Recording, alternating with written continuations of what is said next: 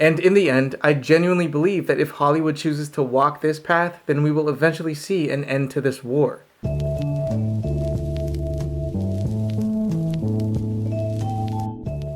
Alright, so if you've been paying any attention whatsoever to what's been going on in Hollywood for the past 10 to 15 years, then you know that we're basically in the midst of an ideological war. On one side, you have Hollywood, who is accused of going woke and choosing to focus on inclusion, diversity, and identity politics, instead of simply focusing on the quality of the stories that they're telling. And on the other side, you have the people who are pushing back against this wokeness, and who have essentially made it their life's mission to call Hollywood out every time that there's even a hint of woke ideology in their media. Now, if you've seen any of my videos on representation, then you probably already know where I stand on this war. Basically, I don't think that there's anything inherently wrong with trying to bring more diversity and inclusion into storytelling, but I absolutely think that the way that we're going about this process is lazy, hypocritical, and is ultimately just creating more problems than it's actually solving. And I think that the backlash is not only understandable, but in many ways I think it's actually justified. If you want my full explanation for why I believe our current methods are problematic, then feel free to check out my videos on representation. But just as a quick refresher, I think it's lazy to simply race swap and or gender swap already established characters instead of creating and developing new, diverse characters with their own context and backstories. I think it's hypocritical for us to race swap and or gender swap these characters after justifiably preaching against Hollywood's tendency to whitewash characters for decades. I think it's foundationally problematic to reinforce the notion that we need to see people that look like us in order to relate to them. And I think all of this only continues to place an undue amount of power in the hands of the media to influence not only what we think of ourselves, but also what we think of other groups of people. In my video about the fallacy of inherent white racism, I talked about the principle of legitimacy and how I don't believe that the public forum that we've established for discussing racism with and from white people is in any way legitimate. And so I concluded that at least some of the reservation that we see from white people when it comes to joining the conversation around racism is justified. And I think we can say the same thing here. I think that the methods being used to push diversity and inclusion in Hollywood also violate this principle of legitimacy for the aforementioned reason. And thus, I think it makes complete sense as to why there is so much pushback against this wokeness in Hollywood. Now, even though I believe that this pushback is in many ways justified, I do concede that the ways in which this pushback is expressed is often vitriolic and only exacerbates the problem. I watch and read a lot of the videos and articles from these groups because, again, I do believe that many of their concerns are legitimate. However, the language that they use to voice their disagreement can sometimes become blatantly insulting, derogatory, and hateful. Very often I will hear terms like freak,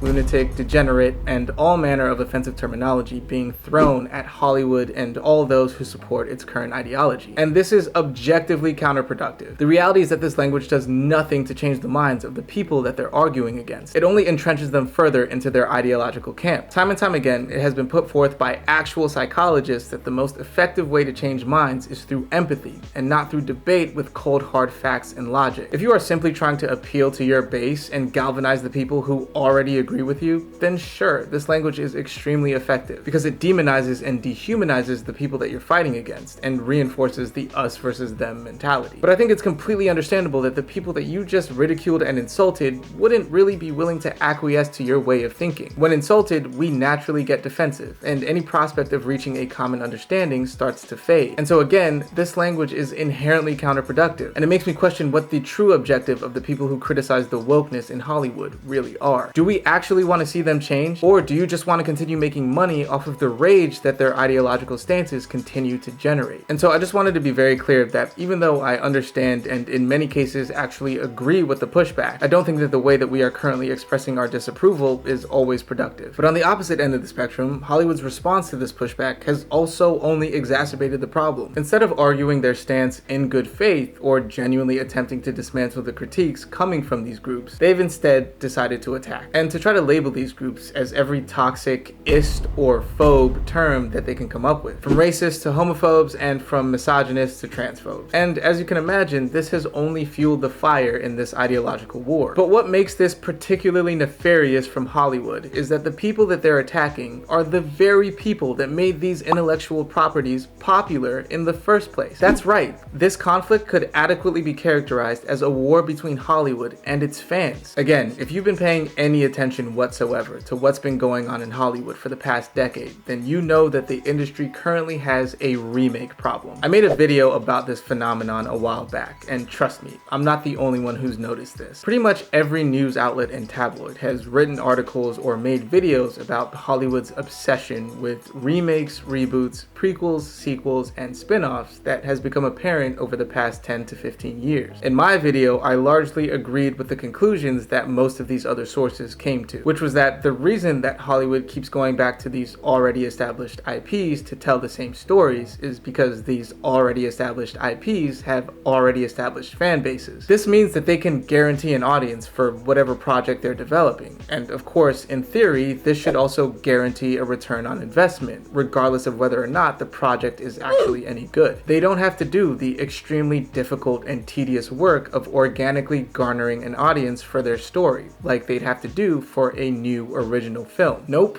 all of that work has already been done for them by the story's original creators. Now, all they have to do is adapt it for the big screen, and in theory, the seats will fill themselves. And so the people that Hollywood is calling racists, misogynists, homophobes, and transphobes are the original fans of these original IPs, which, again, just to reiterate, are the very people who made the IP that Hollywood is now seeking to make a profit off of popular in the first place. And to really drive home how messed up this is, I think we need to go back in time and examine fandom, because this concept has changed drastically over the past 30 years. Because nowadays, it's cool to be a fan of something. It's cool to be a nerd. Most people aren't going to make fun of you for liking Star Trek, Star Wars, Doctor Who, The Lord of the Rings, Dungeons and Dragons, comic books, video games, anime, etc. Thanks to the internet, whatever your fandom, you can likely go online and find thousands of other people who share your obsession. And obviously, thanks to popular media, a lot of people's fandoms are now mainstream. Most people know about Star Wars and the story of Luke, Leia, Han, Darth Vader, etc. Most people know about Star Trek and the story of Captain James T. Kirk and Captain Jean-Luc Picard. But it's important to remember that 30 years ago, this just wasn't the case. And the people who enjoyed these stories were often ostracized for doing so. And the appropriation of the words nerd and geek perfectly encapsulate this phenomenon. 30 years ago, these words were just insults. To be called a geek or a nerd was a condemnation. But now we proudly declare our nerdiness and geekdom, comfortable in the knowledge that, at least for the most part, we will likely not be bullied, condemned, or ostracized for the things that we enjoy, as long as we don't take it too far. Today, Marvel is potentially the most ubiquitous movie franchise in the world, generating billions of dollars a year in box office revenue, TV shows, video games, and merchandising. Avengers Endgame is the second highest grossing movie of all time. Even if you've never seen a Marvel movie, you likely know who Iron Man, Captain America, Thor, and the Hulk are. But it's safe to say that 30 years ago, the only people that really knew who those characters were the people who were into comic books. And back then, being into comics was one of the hobbies that could single you out and get you labeled as a geek or a nerd. And as I already mentioned, there were massive social repercussions for this. So you can imagine the vindication that a lot of the people who suffered back then for being fans of these stories are now feeling. The entire world is essentially now acknowledging that they were right and that these stories are in fact pretty awesome. And so it makes complete sense that a lot of the fans of these IPs have a deep connection with these stories and are understandably very protective of them. They fought for these stories while being ridiculed for liking them. And for a while, I'm sure it was amazing for them to see the characters that they loved fly off the pages and onto the screens. But then Hollywood decided to change its approach. Instead of focusing on simply adapting these stories as accurately as possible from the source material and giving the fans the characters and the adventures that they originally fell in love with, Hollywood decided to focus on what we now call woke ideology, which again is centered around diversity, inclusion, and identity politics. And again, I don't believe that this shift in focus is inherently problematic. However, to do this, Hollywood has essentially hijacked these IPs in order to push this agenda, which means that they're not giving the fans the stories and the characters that they loved, the stories and characters that they fought for. Instead, they're essentially using a Trojan horse maneuver. Basically, they'll take an IP that they know the fans love and promise them that they're gonna give them the same stories and characters that they grew up idolizing. But in reality, they will use these IPs to push this agenda, while telling stories that reflect modern social discourse and don't really resemble anything that was in the original story. And when the fans get upset with this, Hollywood ensues with the ist and phobe attacks, calling them toxic for not being grateful to Hollywood for essentially coming in and ruining this thing that they loved. And I mean, if you've seen my videos, then you know that I try to avoid using direct language when leveling accusations at a person or a group, but I'm sorry. The arrogance of this is astounding. You came into their home, you kicked down their front door, turned up all their furniture, painted all their walls a different color, and when they said, hey, we don't really like this, you had the audacity to get mad at them. Listen, it's one thing if you actually did your best to tell the story of the original IP, but because of some behind the scenes turmoil that fans can't really know much about, you were unable to deliver on the project, and fans were ungrateful to you for your efforts. In that case, I think you'd have a right to call the fans out for potentially being toxic. But that is definitively not what is happening here. Hollywood is bold-faced lying to the fans, telling them that the stories are accurate to the lore, knowing full well that they changed everything about the narrative in order to fit their own agendas. And when the fans inevitably reject these remakes, Hollywood uses the media to disparage them and accuse them of forming hate mobs and review bombing these projects, because it's just unfathomable to them that people simply didn't like their stories. No, of course this had to have been a concerted effort by toxic, hateful groups who don't have any legitimate reasons to dislike Hollywood stories. Having their favorite IPs destroyed by multi-million-dollar corporations for the sake of pushing ideology is something that they should be grateful for. And any dissent towards these projects must just come from deep-seated racism, misogyny, or homophobia. And definitely not because you nonchalantly came in and destroyed the very thing that they love. And so Hollywood and the mainstream media continue to attack the fans, and their tactics have only become more brazen over the years. Take She-Hulk, for example. Now, from what I can tell, She-Hulk isn't the most popular Marvel character, but she is a fan favorite amongst those who actually followed her story. And so her fan base is justifiably very protective of her character and what she represents. And if this series was announced 10 years ago, I'm sure there actually would have been a lot of excitement from the fans about the show's potential. But by the time this show was announced, Hollywood had already pulled the Trojan horse maneuver one too many times. And so the fans were preemptively expecting the show to be bad. And for the most part,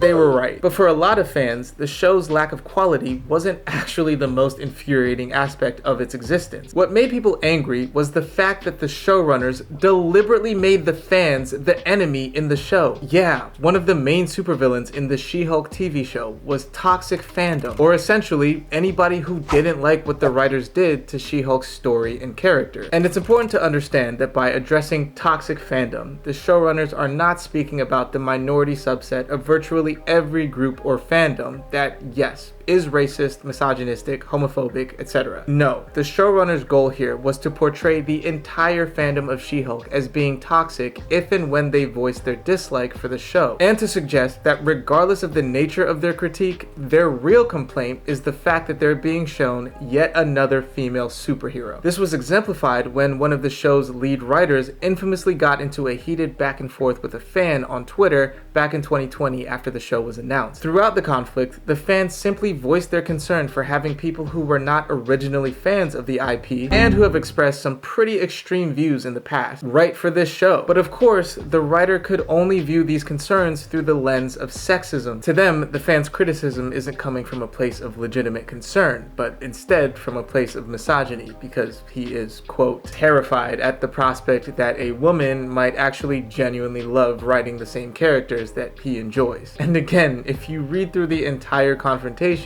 there is simply no sign that this is his main concern. But this complete distortion of the legitimate complaints of the fans was carried into the actual show, and is the reason why the showrunner's attack on toxic fandom is really an attack on all fandom. Because to them, any and every legitimate critique must stem from the same terror that this man felt when he was confronted with the reality that certain women enjoy the same things as him. And to make matters worse, the showrunners very publicly bragged about how smart they were humor for knowing that the fans would be upset when they eventually saw what they'd done to this character.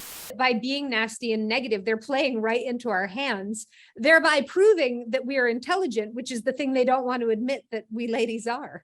Which, just as a quick side note, intentionally destroying something and predicting that people will get mad at you for destroying that thing doesn't make you smart. And I can't believe that I even have to say this, but preemptively putting some of the more aggressive critiques into your show isn't trolling. Essentially, you walked into a random person's room, smeared dirt all over their bed, destroyed their laptop, threw all of their clothes on the ground, and when they got mad at you, you said, "See, I knew you'd get angry. Yeah, you provoked them." And the next step after provocation is confrontation and conflict. Every person on this planet knows this. Children know this. You are not smart for getting into a conflict with people that you intentionally provoked. That does not take any skill. That does not require any level of intelligence. You kicked a hornet's nest, and when they came to sting you, you said, "See, just like I planned it." And I know I'm not infallible, so I never have the right to outright condemn another human being entirely. However, I do believe that we have not just the right, but the duty to condemn actions. And in my opinion, this is an extremely condemnable action. And judging from the like to dislike ratios on your videos versus the videos critiquing your show, I don't see how you can come away from this thinking that you won this battle. But of course, Marvel isn't the only studio guilty of attacking its fans. HBO's Velma called the original Scooby-Doo fans racist homophobes in the trailer because they race swapped, and I'm pretty sure also sexuality swapped her character in the new series, which was also widely criticized. Netflix's The Witcher series also called its fans racist for questioning some of the show's casting choices. Star Trek showrunners also did the same thing when they were launching their Discovery series. Doctor Who fans were called sexist when they introduced a female doctor and shifted the show's focus from original sci-fi to diversity and inclusion. I already mentioned Amazon's The Rings of Power TV series, but I didn't mention the fact that the showrunners called the backlash from the fans patently evil. Also, as a casual fan of anime, unfortunately our world has been hit by this war as well. The Cowboy Bebop remake experienced its fair share of controversy after every outlet called the fans racists and sexist because, yet again, the studios decided to do what they wanted with the casting choices and not stick to the original lore. And of course, probably most infamously, The Little Mermaid, Snow White, and Peter Pan all race swapped their central characters. And when fans pointed out the hypocrisy of these moves, the media of course called them all racists. But something interesting is starting to happen, and it became apparent after the trailer for the live-action remake of Peter Pan was released. You see, Tinkerbell, who is known for her blonde hair and blue eyes, was race swapped for a black actress. Now usually when a prominent character is race swapped, the mainstream media, as well as the social media personas who support this ideology, will immediately jump to defend this decision, because to them this is a sign that Hollywood is championing diversity and inclusion. But this time, that didn't happen. This time, the overwhelming majority of these supporters actually condemned the move, and came to the same conclusion that a lot of the people who they've been calling racist have been arguing in favor of for years now, which is that these studios should focus on creating new diverse characters instead of simply race swapping old ones. And at least for me, I truly hope that this marks a turning point in these conversations, where both sides can come together and actually agree on a path forward. But I also think it's extremely important to acknowledge exactly what this means for Hollywood and this billion-dollar industry. Because yes, I have spent the majority of this video venting my frustrations with how Hollywood has dealt with the,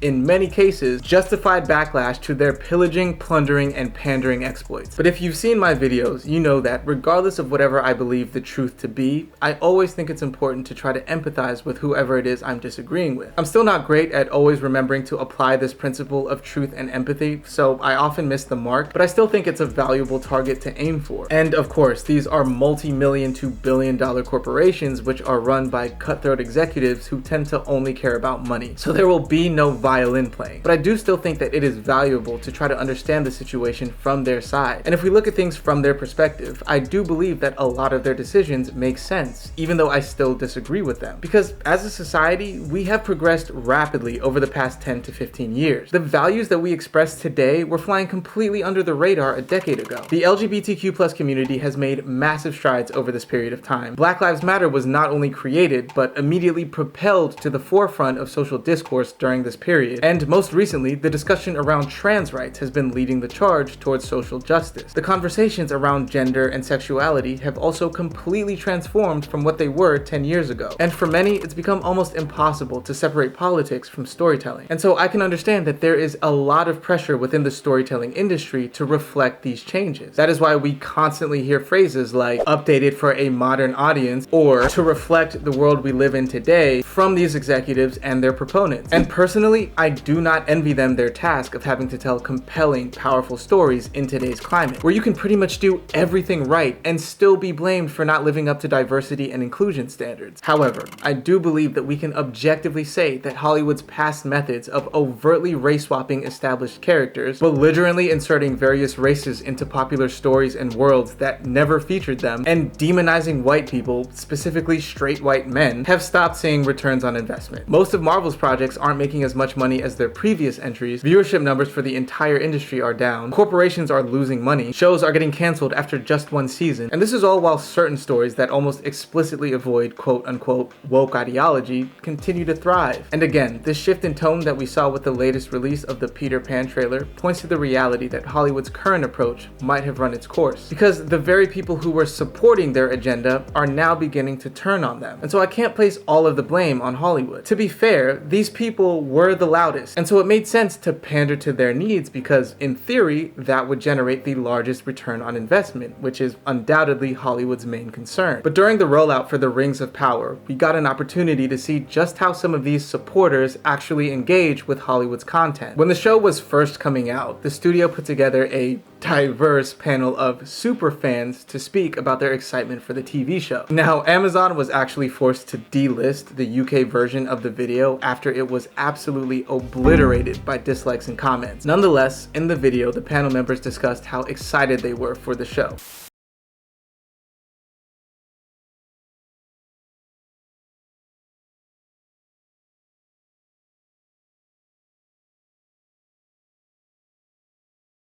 So clearly, the excitement is palpable, right? These superfans obviously cannot wait to watch this series. But fast forward a couple of weeks, and one of the panel members goes on a live stream and is asked about what she thinks of the show, and she says this. Which is better, House of the Dragon or Rings of Power? Well, I haven't watched Rings of Power yet because I'm going to binge it. I don't want to watch them both at the same time. And House of the Dragon started first, so I was already taken, so I've got to wait. So I don't know. But so far, House of the Dragon's really good, so Rings of Power's got to do big things if it's going to be better than that one.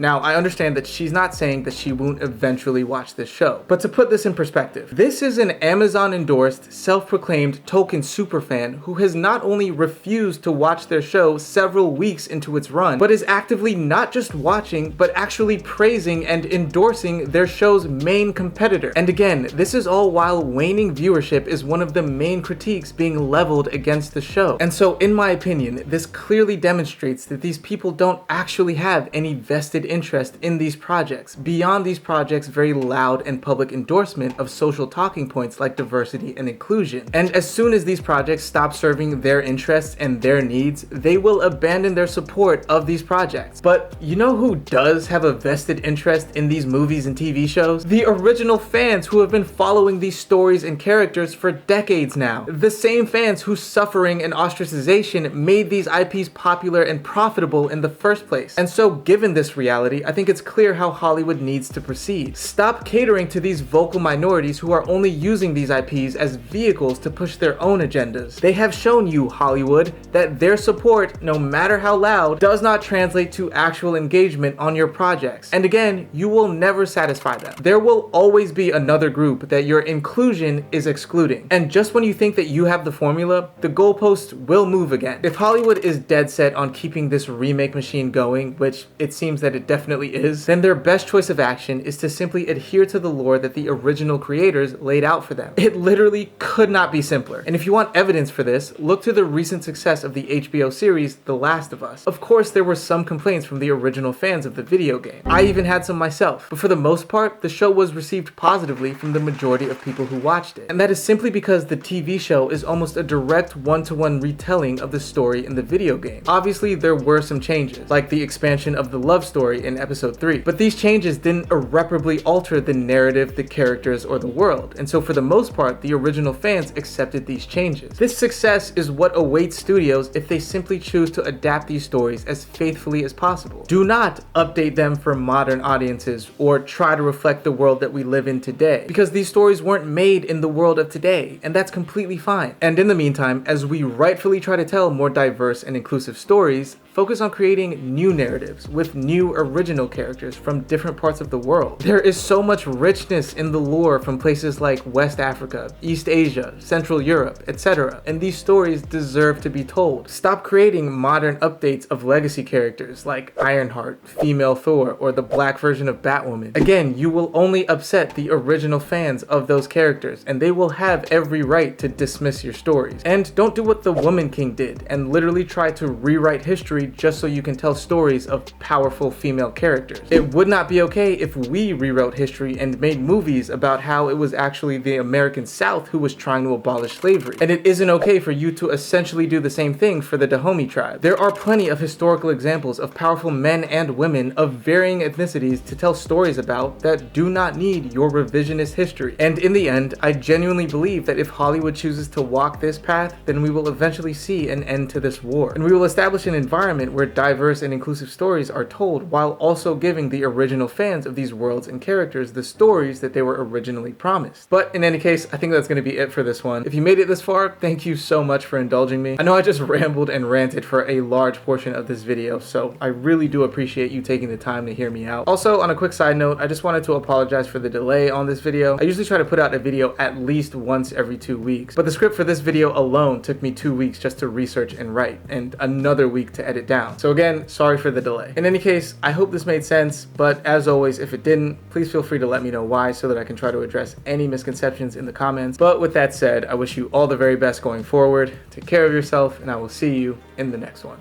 Peace.